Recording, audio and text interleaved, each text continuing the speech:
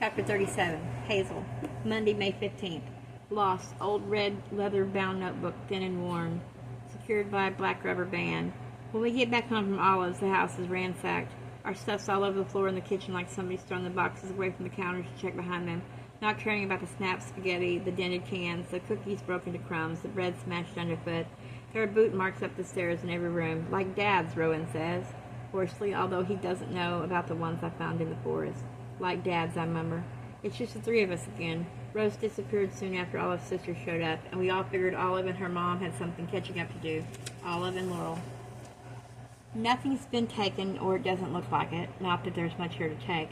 We do a careful sweep anyway. When we go back outside, there are boot prints on the ground around all the houses. There are loose screws, and bent nails from where all the boards have been taken off. It's a pretty thorough job. Police then, looking for Catherall, said Rowan, like he's trying to convince himself. I shake my head and tell him about the boots I found with Rose. And you're sure they were his? He asks me. I just look at him. Show me, he says. But when we get into the forest, down the slope close to the lake, me leaving and Ron behind him and Ivy following, there's nothing there. The boots are gone. The baby teeth, the diary keys, the bloodstains could be the shadows of the dark trees. I hate that this keeps happening, I say. I hate that I can't tell what's wrong, what's in my head. Like Olive's sister said, I hate that I don't know. Rowan sits heavily on a rock and rests his elbows on his knees. I know, he says. I hate not knowing whether Mom's alive or not. I hate all this. I know, Ivy says. I know about your mom. Rowan's voice is blade sharp, and he says, What? What do you know? Ivy looks like she really doesn't want to answer. Ivy? Ivy's shoulders droop, and my heart drops with them. Did Max tell you something? It's not that, whispers Ivy. Then what? I open and close my mouth like some silent song. My heart beats rather irregular. Ivy looks at the ground, then she looks at me. The spell works, she says. Both spells work. Each word's loud in my ears. Rowan asks, How do you know? My mom's with her, Ivy says then, and my heart's a whole damn drum kit. Your mom? She's in a treatment center? She's in rehab, says Rowan, but I can hardly hear him over the beating of the drums. I didn't want to tell you in case it didn't, in case she doesn't, in case afterward things are still the same. Heartbeat, drum beats getting so loud my whole body jumps with it. I can't stay in my skin. But Ivy, she's alive. She's getting help. That's huge. That's already different. Rowan's eyes are bright, but I've heard through Ivy's words what's hidden behind them. You knew all along, I say to her when I can finally speak. You've known since the very beginning. Ivy looks like she's about to cry. Didn't you, I say, my voice like sandpaper? I'm sorry. She barely whispers. You what? Rowan says, like he doesn't believe it, like it hasn't sunk in yet. I didn't want you to leave me. It was only ever me and Mom. I was so lonely. I love you both so much. Ivy's eyes filled with her tears. But why, Ivy? It's like pleading with her to explain, because I don't understand how she could have kept this from us when all this time I've been torturing myself.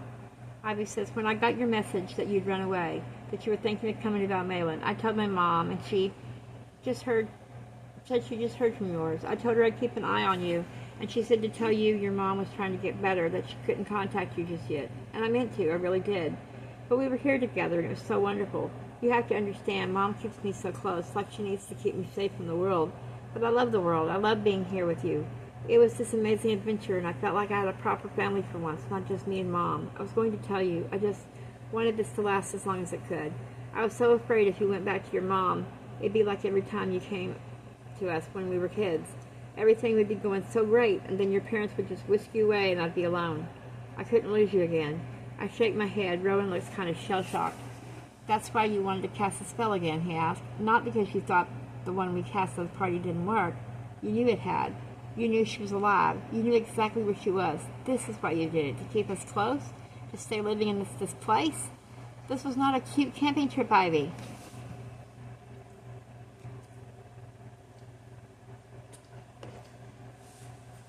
Ivy's tears spill over. I know that, she says. I know that. I swear that's not why I did it, not at first. I cast the spell just like I told you, because I didn't want you to have lost your mom for good. I did it so it would work. Treatment, rehab, so she'd come back to herself, so she'd find her way. You lied to keep us here. Tears dripped off her chin. Where would you have gone? She said. This place it's yours. It's yours. It's an abandoned development, Ivy. It's nobody's, Rowan says angrily. No. Some of the houses were paid for before the work stopped, she says. The one we've been staying in, number 5, your grandparents bought it for your mom and dad when you were small, before it was built. Rowan and I look at each other, and I know we've got the same look of disbelief on our faces. Why, Ivy, I pleaded again. Why didn't you just tell us all this? Why did you let us believe our mom was dead? That I'd killed her? That we had no place to go? Why would you do that? Now Ivy's really crying. I was going to, she sobs. I really was. I just didn't want to give you false hope. Ivy, Rowan says, we could take it if you told us. We've been okay. Even if Mom still doesn't, if she's still the same, we can take it. He stands up and gestures toward me. I go to follow him up the path back to the development. Will you forgive me? Ivy asks softly behind us. He doesn't say anything, but I know that we will. I follow my brother up through the forest, and Ivy sits by the rocks and the trees. But we're not far away when she says, but there was a fire. Rowan and I stop and turn around. Ivy's eyes are red from all the truth she's finally telling. Those boots you found, your dad's? She was wearing them. What? Your mom said it to my mom in her letter. There was a fire. She used the boots to break the window. She's been wearing them ever since. Rowan and I both look around the forest like our mom would just appear out of thin air. New streaks of gray in her red hair. Our dad's big boots on her feet. There's one last thing I didn't tell you. Ivy says, your dad didn't. I don't know if he. I just mean my mom says they haven't heard from him since. Tonight I'm just waiting for my parents to appear, outside my window in the darkness, face down in a field, deep in the forest, looking like ghosts of their younger selves. I keep feeling like this is them coming back in pieces, a silver lighter, a pair of boots, nothing behind me, everything ahead of me. I watch the world darken from the cracks between the boards. Covering my bedroom window, my drawing pad loose on my lap, charcoal dust in the air. Tonight I've been drawing people, not things. Rose at the corner of a parking lot, her head on her knees. Rowan on the rubble heap. Ivy with the crossword, Olive on her bike, my mama's girl. There's a figure walking along the wall of the development. I freeze and I watch it, remembering the boot stains, the ransacked kitchen. When Ivy said that stuff about my mom earlier, I let myself believe that maybe it was her, tearing the place apart with guilt or grief, looking for us. But what if it wasn't her? Would she really wreck the place like this out of guilt? What if I'm just choosing to believe it was her, so I can't think it was somebody else? But what if it was my dad, with his hard hands, his angry voice? They haven't heard from him since, Ivy said, as if he just disappeared the same way he just showed up back when Mom called herself Ash. She thought she and her friends had called him up, found his lost soul in the middle of the forest, fell in love with him, in hate with him, maybe both. If she thought he was a lost soul, did she think me and Rowan were always half lost? Maybe we called him up too with our spell. Maybe it was him howling in the forest, burning. Maybe it's him ghosting the development. If he did lose his life in that fire, maybe it's his lost soul we called up. And in that case, I guess Ash was able to burn Jude after all. I press my face closer to the crack in the boards to see the figure walking toward the house. It stops moving before I can make the person out clearly. I'm about to go call the others when, quietly into the dusk, a small stream of soap bubbles floats out into the development. I take the stairs 2 at a time and nearly fall flat on my face. I stop a few yards in front of Rose, who doesn't smile. I didn't know if you'd come back, I say. She knows all my secrets now. I didn't either, she tells me. I want to touch the sides of her eyes where her makeup had smudged. I thought this was kind of too much. The spell, the crazy magic, Catherine disappearing because of us. It's a lot to know that we're responsible, that I'm responsible. I think good riddance, I think. I do it again in a heartbeat. But I'm not sure that's what she wants to hear. Instead I say, you're not responsible, it's not your fault.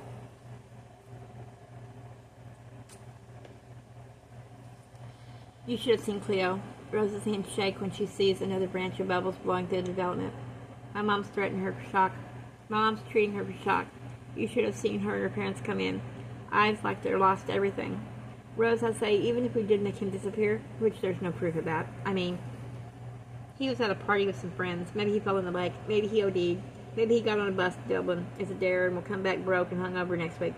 But if we did do it, if it was a spell, he's the one who attacked you. He's the one who made you think you'd lost everything. He did that, not you. Rose's eyes are wet. I wanted him gone. Wanted to teach him a lesson. Wanted him to find something big in exchange. So maybe we're both monsters, but they were worse monsters than us. And that makes it okay? We didn't know what would happen. Hell, we didn't know we could cast a magic spell. There's no way we could have actually won this because we wouldn't have believed it possible in the first place. I'm not sure I will completely believe in it now. I shrug. I'm pretty convinced, and I'll bet she is too. What are you going to do, I ask, if he comes back? I talked to Mom. She's called Olive's Aunt Jill right away. I figure. She looks at the bubble wand in her hand. There's more than magical ways to make somebody pay. Maybe it's the same for my dad. Maybe it's enough that we want to keep our mom away from him now, too. Maybe this kind of thing needs people to work together to find each other. I kind of laugh. It looks like the spell did work, I said to her, because it sounds like you found your strength. Rose laughs as if what I said is totally cheesy. She sends a bunch of bubbles flying right at me. So what have you found? She asks. My mom, I hope. I tell her. I explain about what Ivy said. I tell her there was someone in the house. If it was my mom, she might still be here in town. She might just be waiting with Mags. Waiting for us for once. Then I smile at Rose and I add, and I found you. Rose laughs again, and I know that I fall in love too easily. I keep secrets and I tell lies. I drink too much and I steal things sometimes. I've lost my heart. Not all losses are bad. If it was your mom who came here, Rose says, if she's staying in town was waiting for you to get back home, or for Mags to tell you where she is, I hope you'll stick around a while. I'll stick around if all. My lost heart glows. Our kisses are serious. We're all lips and tongues and hands and hair, and it's so easy to lose sight of the things we're not sure of. Both of us like monsters casting spells that destroy other people's lives because they're destroyed ours. It would be easy not to believe it, to say they'll both show up someday, Catherine and my dad, to tell ourselves there's no such thing as magic. Except I had the spellbook in my pocket. I felt it there the whole time we rode home. It was there when we found the house broken into. It was there when we went down to the woods. It was there when I looked out the window and saw Rose walking toward me. I put my hand in my pocket and touched it just to make sure. I felt the leather cover and the threadbare rubber band. I felt the crinkle of the well-worn pages. My fingers were around it. I felt it when it disappeared.